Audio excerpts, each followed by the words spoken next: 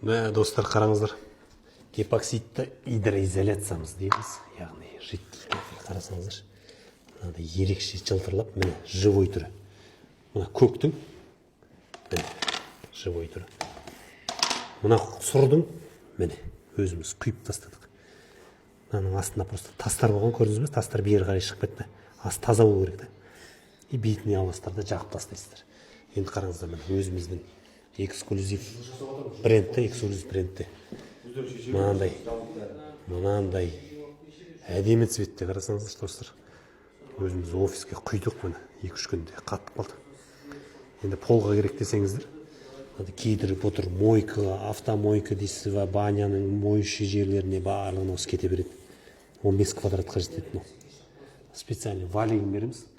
Валигімен осылай гидр бұдырып жасайсыздар. Достар, хабарласыңыздар, наличие бар.